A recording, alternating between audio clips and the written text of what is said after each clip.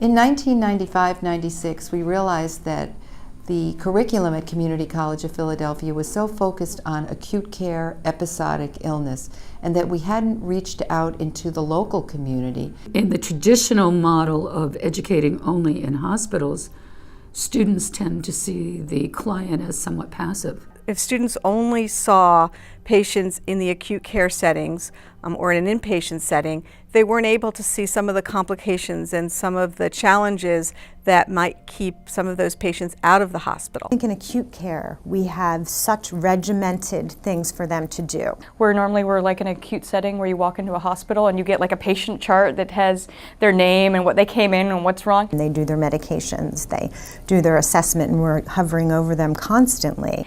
Now you're just kind of in a completely, like, you don't know what to expect. Before going into the community setting, I didn't realize there was such a need for community health.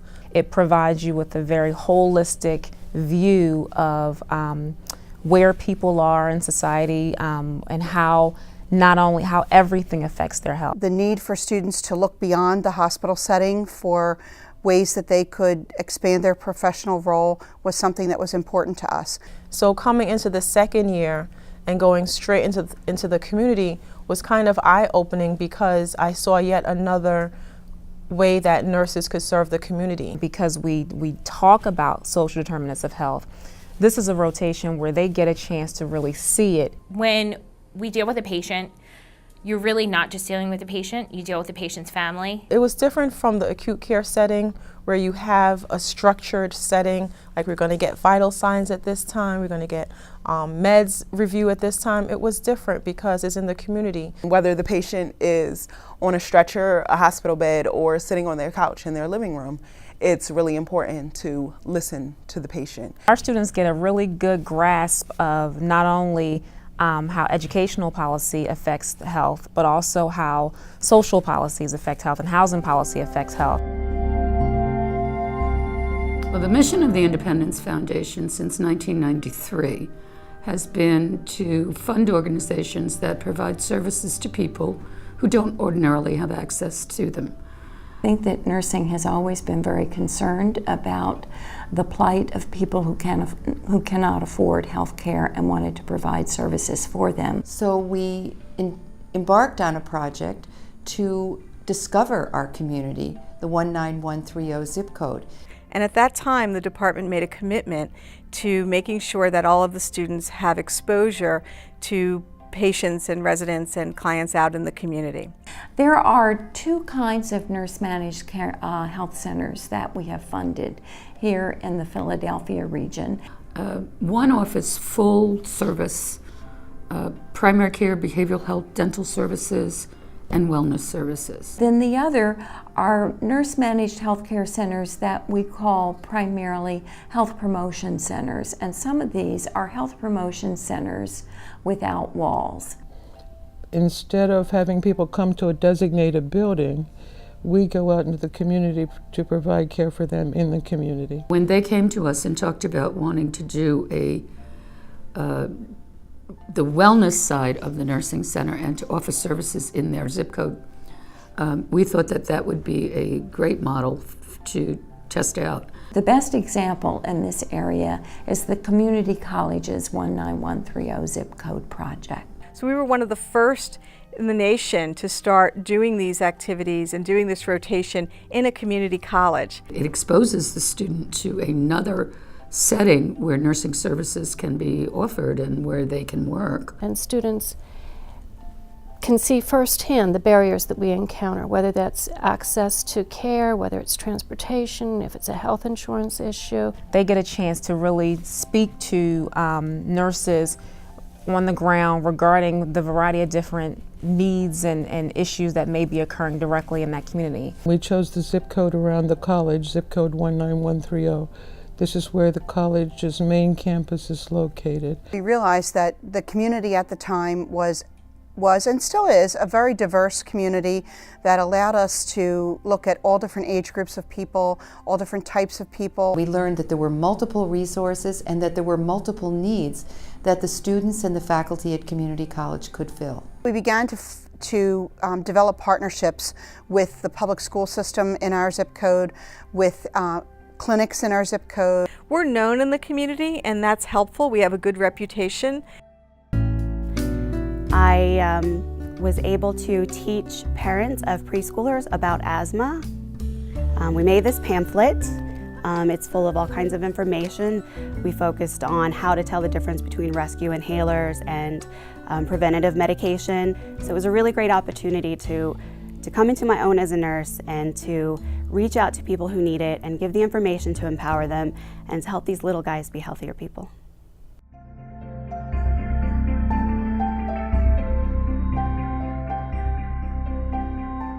So they start with this windshield survey and look at what's around there. It's called the windshield survey because originally when they had started doing it, they left the survey on the windshields. They actually go in their neighborhood and look to see what does the neighborhood offer. You're looking at what the homes are, you're looking at modes of transportation, you're looking at health resources, education resources. How many pharmacies do they have? Do they have green space? Is there a hospital in that neighborhood? It teaches you that you need to broaden your horizons and see where they're coming from so that you can alter your education to what they need. We've had students make up a menu, and they were able to make 3 meals for that day just shopping at the corner store. Then they're assigned to an agency within the zip code. They go to sites that we have in the area, mostly in the 19130 zip code. They're in schools, they're in geriatric facilities in terms of day facilities, retirement programs. Each semester, I have 4 students who come 2 each quarter, and they, for 2 days a week, they come and they help me in a very significant way.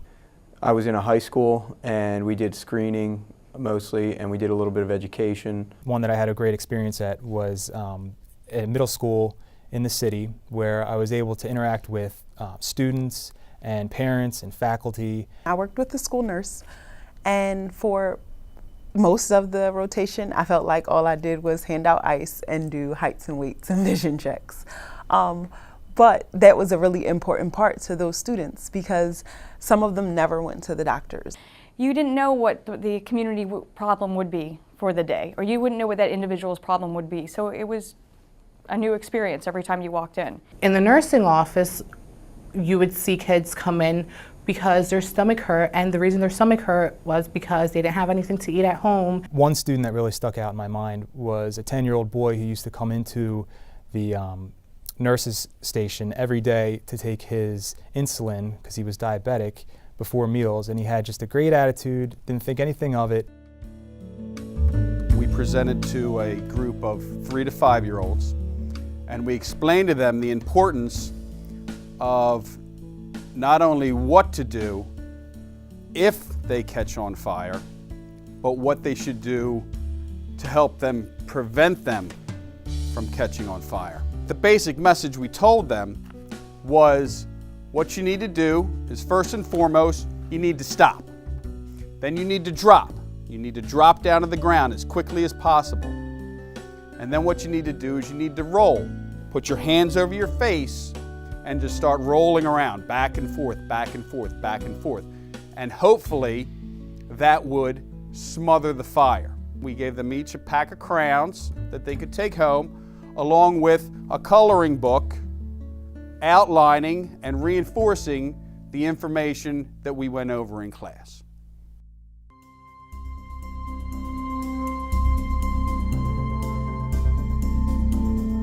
As the students progress through the program, it really does become important for them to have a good base of med-surg knowledge so that they can do effective health promotion, disease prevention activities. I found myself applying some of the things that I have learned in this program, and without even realizing it, to where I came home that night and went, oh wow, you know, I just used what we've been learning to do with, you know, a client. They go to these sites and they do screenings at the site. Typically when the students come in, the screenings are high on my agenda because I have the extra manpower. I got the opportunity to do health screenings such as hearing, vision, just all-around wellness checks. They're helping the nurse out by doing height, weight, vision, hearing. You did a vision test to make sure you weren't nearsighted or farsighted, a hearing test to make sure you didn't have any hearing deficits. They had glasses and weren't wearing them, or they had hearing aids and weren't wearing them, or they didn't know they needed hearing aids. 3 out of 5 children that we recommend that have hearing difficulties actually end up having a true difficulty. Without student nurses, I really would have a very hard time completing the amount of screenings that I do get done. And in addition to that, that allows me to move forward and to resolve those student issues that are uncovered. It's really a very, very valuable service that the students are offering at these sites for them. CCP has been coming to us, nursing students, and what they do is they take blood pressures. Well, nursing school students are an inspiration because they come in and they speak and they're very nice. They're here every Tuesday. You know, we know they're here, and they give us a chart, a card. They take our blood pressure, and we bring the card in with us, and so we keep track of it. They ask you your name, they tell you their name, and they ask you how you're feeling, and ask you have you taken your medicine. Blood pressure check is needed here, and we had no service that does that. And once we found out that CCP had the nursing program, that's how we connected. What's so good about it, if you take your pressure and your pressure is too high, they'll tell you right away you need to go to the doctor. There have been individuals who never knew they had high blood pressure or didn't know that their blood pressure was so high that we needed to contact a doctor. Yeah, I came in one day with my pulse oxygen level like 86, and I was nervous about it, but I didn't feel dizzy or feel that we need to call an ambulance or anything. But at that day, we got my blood pressure taken 3 different times. It's fantastic. It's actually life-saving. I just like to see them come in, because when they come in smiling. We have Bobo the puppet here, and he helped us to teach the younger children how to properly brush their teeth. 2 minutes, 2 times a day. We also taught them how to do it after meals if they're able to, and just open their mouths and brush their teeth properly, and they really enjoyed it. And we even let them brush the teeth on the puppets themselves, so they could kind of get in with the action.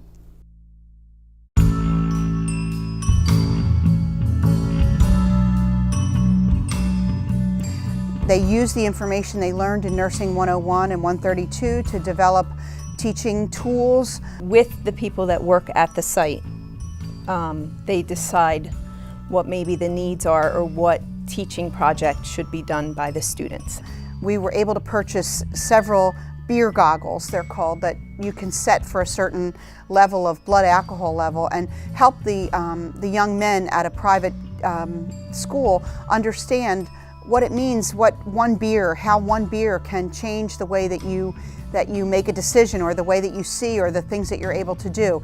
And they had the young men wear the goggles and try to play catch. And they were astonished at their inability to catch a rubber ball that was being thrown back and forth within a short distance of one another when those goggles were set at 1 beer. And we focused on body and hand hygiene. That was determined to be a need. It's very important for people of all ages to learn the importance of washing their hands regularly and well. And we think when we start teaching that to young children, 3, 4-year-olds, it becomes a lifelong practice. So we're going to do a little teaching lesson with you guys. Who can tell me what you need to do if your hands are dirty? And wash them, right. When would you need to wash your hands? Yeah. If they're dirty. When they're dirty. When might they be dirty? When you put your hands on something. Yeah. Yes. When else could they be dirty? If you play with mud. Yes. If you play with mud. And when else could they be dirty? Touch the floor.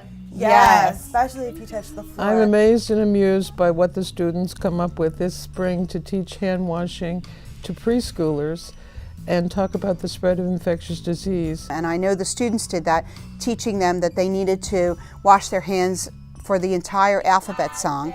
K-L-M-N-O-P Q-R-S-T-U-V W-X-Y-and-Z. Now I know my ABCs. Next time, won't you sing with me? Rinsing their hands properly, drying them, throwing away the towel, all of those things, and talking to them about when would you wash your hands? When should you wash your hands?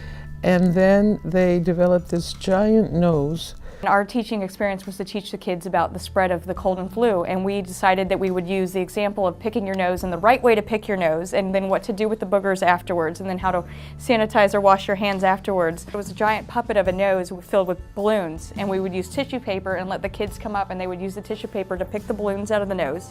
It was your boogers, and then they'd throw it away, and then they'd wash their hands. We gotta wash our hands. Right there, and rub it in. And it was really cool to see how excited they got about it. The little kids loved it. I thought it was brilliant. Okay. Come on, wait a minute, watch out, don't run her over. All right. You pick it from the bottom. It was special needs kids that I was worried that I would be teaching them something under their level or going above their head. I was very happy to see it. It was age appropriate.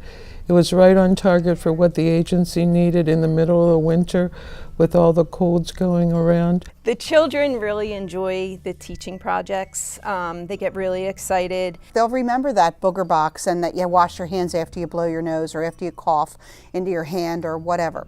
We taught them about the My Plate way of building a well-balanced meal. And they got to try things like apples and peaches and bananas.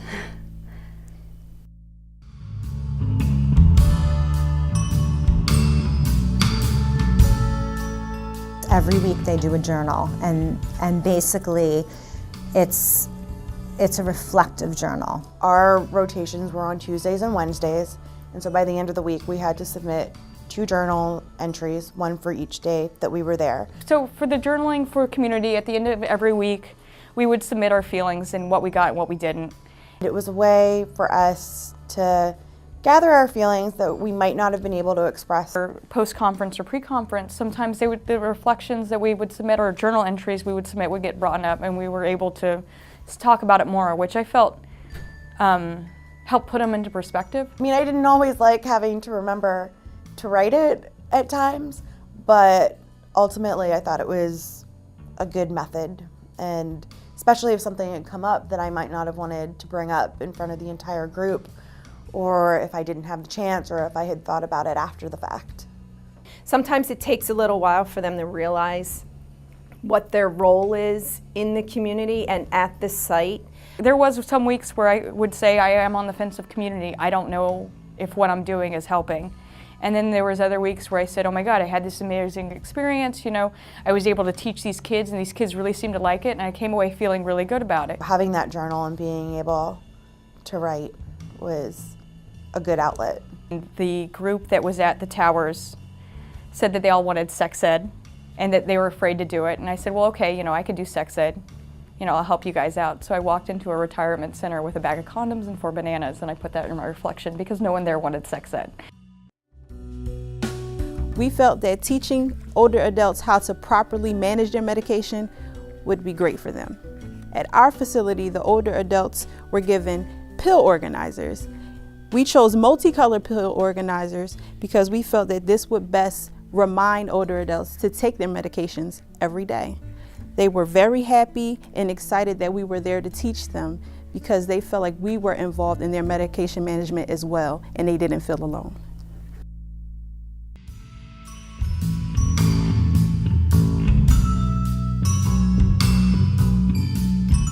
At the end of the 2 days that our students are out at their sites, we require the students to come in and document their data. We've been collecting data for over a decade on how many contacts, what kinds of contacts our students are making. When we do health screening, or let's say we do weights and measurements, which would be like a BMI, we would report that at the end of the day at the Zip Code Project, and it's just to keep tallies on what we're actually providing to the community. Keep a tally of maybe how many boys and how many girls and their ages and their races. So we say to our students, we're teaching you how to do this. We're teaching you how to collect data and start to look at the research.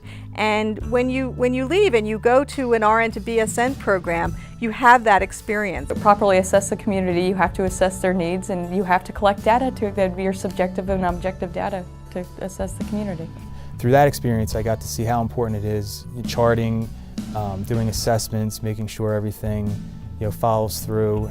You didn't really notice until you saw it on paper just how many people you saw. My understanding was it was to kind of help some of the grants that we received for it. We are funded by the Independence Foundation, and this is a good way of keeping track of whatever the students are using out in the community, what supplies they are using, and it's a good way to keep track of what is being used and how they are using it.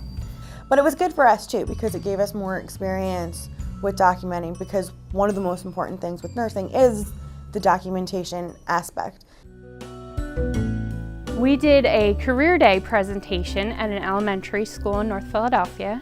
We talked with 4th and 5th graders about becoming a nurse.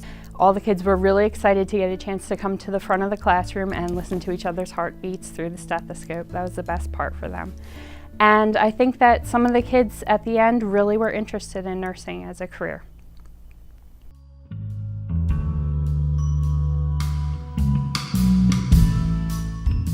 Students come into the community rotation not really knowing what to expect. They understand what it means to give a patient a medication and have the medication address the problem.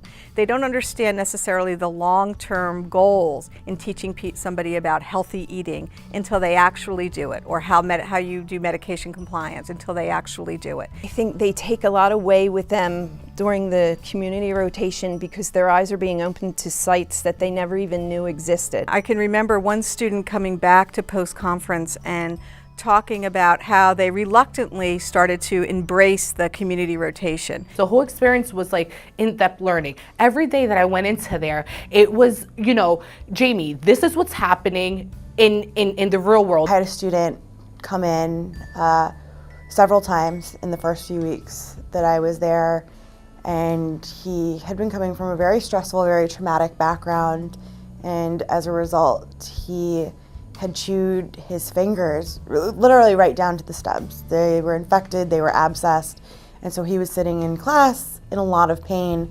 unable to do much. And I brought him a stress ball. And it was something small and nothing all that big, but it was just something that we had in our community closet that we had available to us to use. And I brought it to him, and he came in the next day, and the look on his face when he saw that I was there and that someone had remembered him, honestly, that made the entire experience. I think it kind of forms the worldview of a lot of the students who leave the program. One of the students that was at the school was a regular. He came down to the nurse's office to take medication for ADHD. So he was there at least twice a day. And we would see him and we got to know him by name. And I think just seeing him and seeing his interactions with the school nurse really showed me that it wasn't just about him coming to get medicine. I got to see how you would treat a communicable disease and how important it is to treat it quickly and effectively, and how by treating one person, you're treating an entire population. I really learned that being in the home was probably a really important part of nursing, and public health nursing and community nursing were really fundamental to patients not having to go to the hospital for everything. We have many students that come back after graduation who really value the community experience after the fact. It actually impacted my studies because I ended up getting my master's in community health nursing. So it definitely played a big role in what I did with my career. I had not had much experience in the community prior to the clinical sites that I'd gone to. And through those experiences, I felt very prepared and was very ready for when I went into the acute care setting. It really kind of trained me for working with kids and working with that younger population. I'm in a hospital, there's a social worker there, but I can still advocate for that patient and make suggestion if I know of a possibility for what that patient might need. I learned my need in the community setting. And sometimes the lessons that you learn are not even from the school nurse, they're from the actual children. You can know everything in the books and get 100% on all the tests, but you need to know how to interact with the population that you're treating. Through assessment and through everyday interaction with people, I can see, if a child's being abused, if someone needs teaching because their blood pressure might be up or diabetes. It's just, they've opened doors for me that have allowed me to go back into my community to help them. The community rotation forces you to be creative. So you have to remain an open mind, and you have to be able to be flexible with the change and be able to bounce back and be like, okay, well, if you don't have this, this, and that, here's what we need and here's what they need. And definitely listen, and take in everything that you can. You couldn't have a complete clinical experience without knowing the community and knowing how to address the community. This clinical is the clinical that has really showed me the emotional aspect of nursing and just how important the nurse is to her patients. You will be amazed what you can take away from this. No, it's not a hospital setting. No, you're not going to be, in clinicals giving out meds and running like crazy, but it's such a valuable experience because you learn a different approach